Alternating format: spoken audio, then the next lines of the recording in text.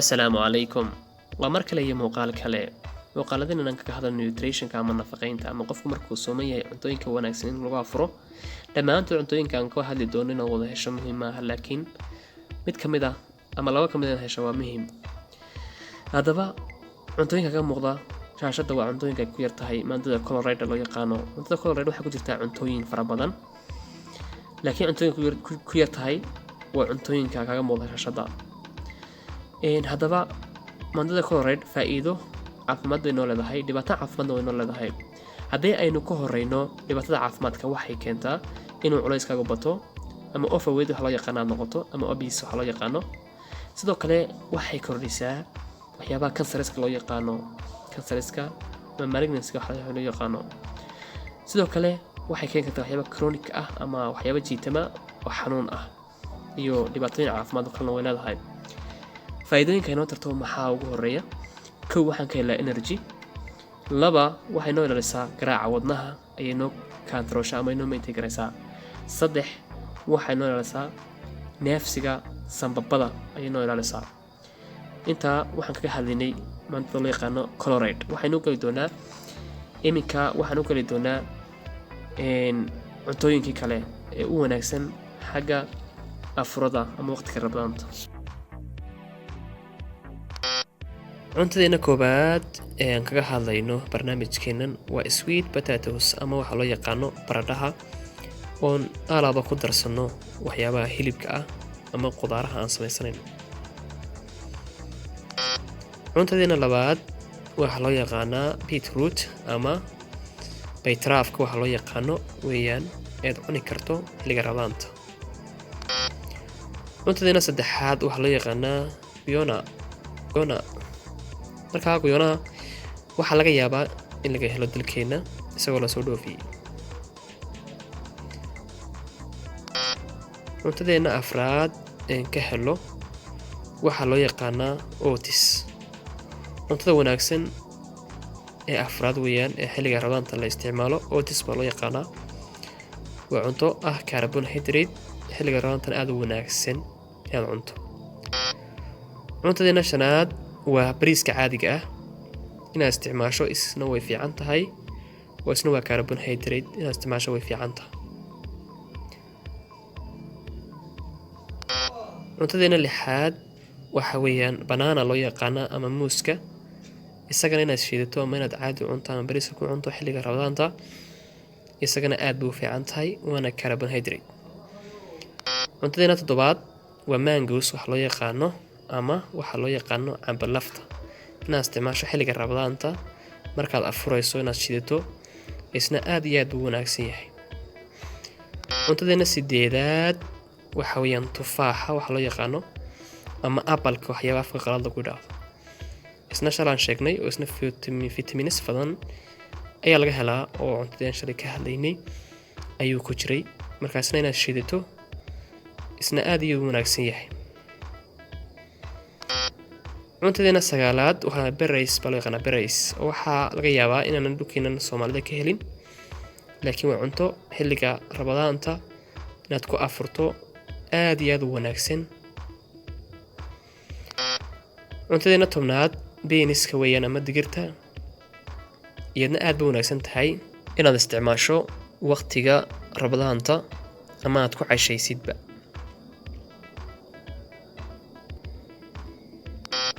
cuntadeena 11aad waxaa loo yaqaanaa beer baa loo yaqaanaa ama strawberry baa loo yaqaanaa.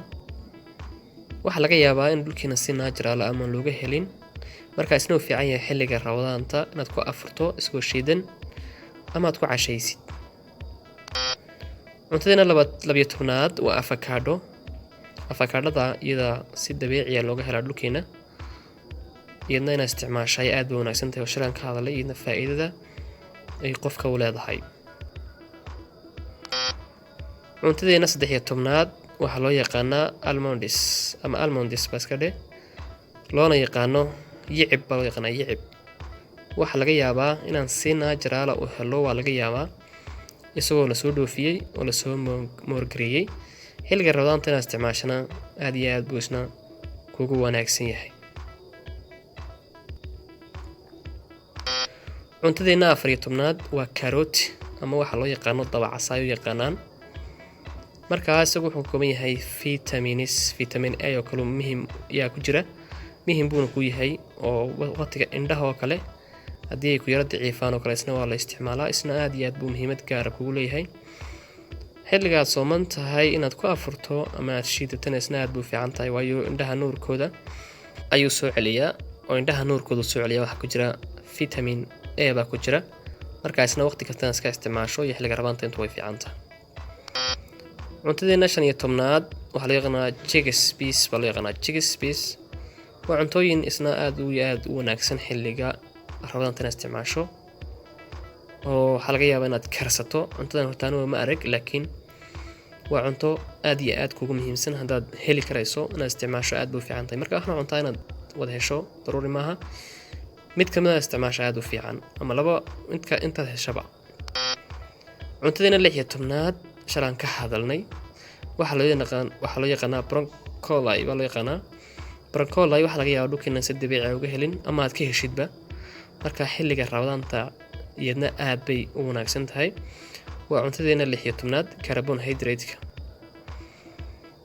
cuntadeena 17aad ee ah carbohydrate chia seeds baa loo yaqaanaa iyadna shalaan ka hadalay muhiimadda ay leedahay waana carbohydrate marka xilliga rabadaanta inaad isticmaasho iyadna aad iyo aad bay kugu wanaagsan tahay waxaad ka helaysaa nashaad waxaad ka helaysaa farxad marka inta 17ka cunto waxay ahaayeen waxyaabo loo yaqaanay carbohydrate-ka oo inaad xilliga rabadaanta isticmaasho aad u wanaagsan halka waxaan kaga soo gudubnay waxyaabihii carbohydrate-ka waxyaabaha fat-ka waxyaabaha fat-ka inaad rabadaanta isticmaasho ugu wanaagsan waxa weeyaan nutska ama waxa loo yaqaano lowska kuwan la soo dhoofiyo iyagoo qalwa weyn leh iyo kuwan kale waa caadi hadii aad isticmaasho waa cuntadeena koobaad cuntadeena labaad ee fat ah waxa weeyaan waa cheese waxyaabo loo yaqaano ama burcadka cheese ama burcadka aad iyo aad muhiim kugu yahay inaad isticmaasho waqtiyada rabadaanka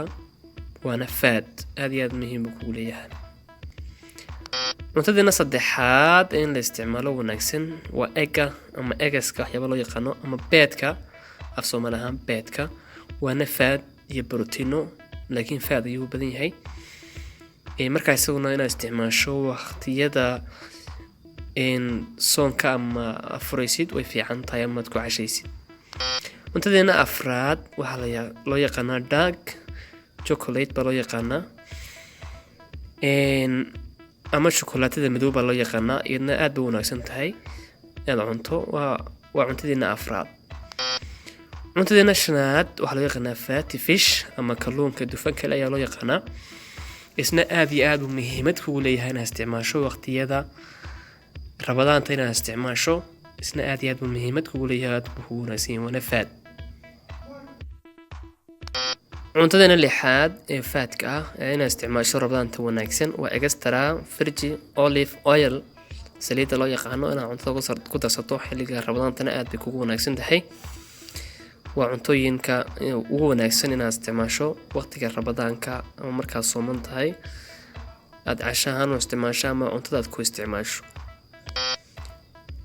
cuntadeena toddobaad waa full fat ama yogurt waxyaabaha loo yaqaano ama burcadka waxyaabahaasina aad iyo aad kugu wanaagsan yihiin oo shalay aan ka hadalay muhiimadda uu leeyahay vitaminska laga helo proteinada laga helo waana fat oo cuntooyinkan fat-ka ayuu ku jira la isticmaalo halka haddaan kaga gudubno waxyaabaha fat-ka ah waxaan u keenay waxyaabaha proteinada waxa ugu horeeya waxyaabaha loo yaqaano digaaga iyo ugu horeeya oo digaaga waxa number 2 waxyaabaha seafoodska ama cuntooyinka badda ama kalluunada ayaa iyaguna faa'iido badan ku leh inaad isticmaasho xilliga rabadaanta waana proteino inaad isticmaashana aad bay kugu wanaagsan yahay cuntadeena saddexaad ee protein ah inaad isticmaalo xilliga rabadaanta wanaagsan waa egga ama beedka ama eggs waxyaabaha loo yaqaano beedka inaad isticmaasho aad bay kugu wanaagsan yahay cuntada afraad ee isticmaasho wanaagsan waxyaabaha milkiga loo yaqaano ama aanheena caadiga inaad isticmaasho waqtiyada rabadaantana aad bay wanaagsan tahay ama cuntada baad ku darsato cana la soo liso iyo caanaha lasoo sameeyo intaba.